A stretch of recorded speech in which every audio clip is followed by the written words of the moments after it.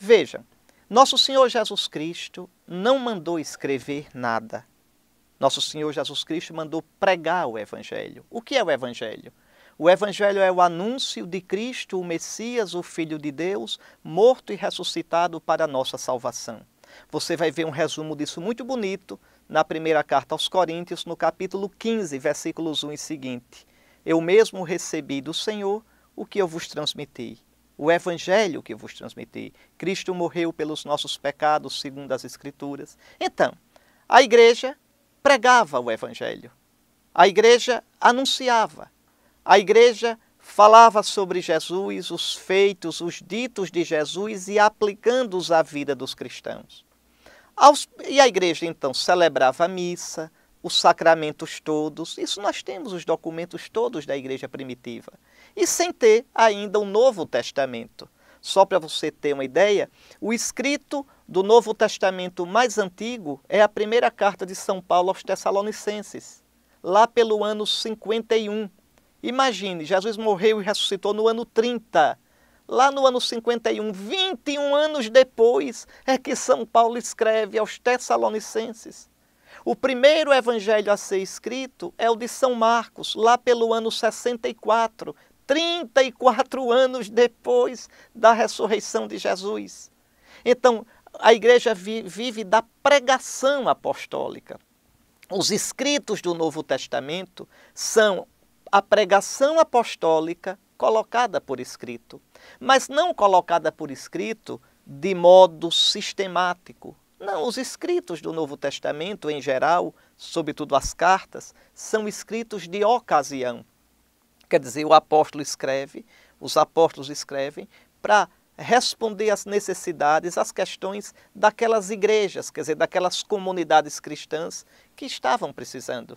Lá pelo século II é que a igreja faz o discernimento de quais são os escritos que são inspirados por Deus. Vejam, não é a igreja quem inspira, mas é a igreja quem faz o discernimento. Por exemplo, o Evangelho de Pedro, o proto-evangelho de Tiago. Como é que a gente sabe que eles não são inspirados por Deus? São obras boas, edificantes, mas não são palavra de Deus. Como é que a gente sabe que a epístola de Barnabé, que a Didaquê, que são escritos tão bonitos, tão santos, não são palavra de Deus? Foi a igreja que fez o discernimento. Não adianta, a igreja vem antes da Escritura. Não existe na Bíblia dizendo quais são os livros da Bíblia. A Bíblia não é um livro. A Bíblia é uma coleção, vejam, de mais de 70 livros. Quem diz quais são os livros da Bíblia é a igreja, até os do Antigo Testamento. É a igreja que no Espírito Santo tem o instinto de fé para definir. Então, o que eu expliquei a vocês é o seguinte: um católico, como também um ortodoxo, um cópita, qualquer membro de uma das igrejas apostólicas que vem realmente dos apóstolos, nenhum pode fazer isso, pegar a Bíblia e dizer: eu vou olhar a Bíblia aqui, eu interpreto a Bíblia e depois eu julgo se a igreja está ou não de acordo com a interpretação. Isso não existe. Isso é uma visão muçulmana. Para os muçulmanos, o Alcorão caiu do céu assim e o islamismo nasce do Alcorão. O cristianismo não nasce da Bíblia. Se a gente dissesse isso, seria ignorância histórica e teológica. O cristianismo nasce de Cristo. A nossa fé é numa pessoa, não é num livro. Nós cremos em Cristo e acolhemos as Escrituras como palavra de Deus porque elas dão testemunho de Cristo. A palavra de Deus não é primeiramente a Bíblia. A palavra de Deus é primeiramente Cristo. No princípio era o verbo, a palavra estava com Deus e a palavra era Deus.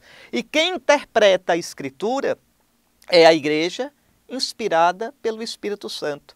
A igreja não está acima da Bíblia, mas a Bíblia, vou repetir o gesto que eu fiz de outra vez, nasceu aqui, na igreja. A Escritura foi escrita por católicos, o Novo Testamento. E para os católicos, é o nosso álbum de família. Então quem entende esse álbum? A família. A família é a igreja. Outra pessoa que pegasse o nosso álbum e saísse querendo explicar, pode explicar as fotografias, a casca delas, mas aquela conaturalidade quem tem é a igreja, porque recebeu o Espírito Santo para interpretar a Escritura. O mesmo Espírito que inspirou as Escrituras na igreja, inspira a interpretação das Escrituras. É isto. Então a igreja escuta, guarda no coração, prega e vive as Escrituras. Mas as Escrituras devem ser interpretadas na igreja, no espírito da fé apostólica.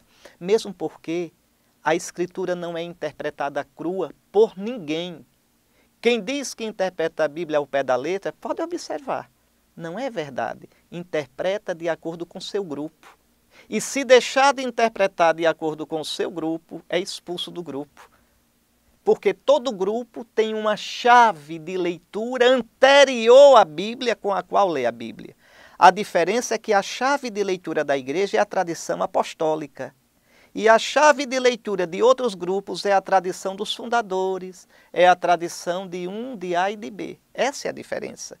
Porque Cristo prometeu à igreja o seu Espírito Santo. Espero que agora tenha ficado claro, para que você seja cada vez mais um católico sereno, firme, profundo e tenha orgulho de ser católico. Por graça de Deus, sem merecer, eu e você somos filhos da Igreja de Cristo, una, santa, católica e apostólica. Que Deus nos conserve nela até a vida eterna. Amém.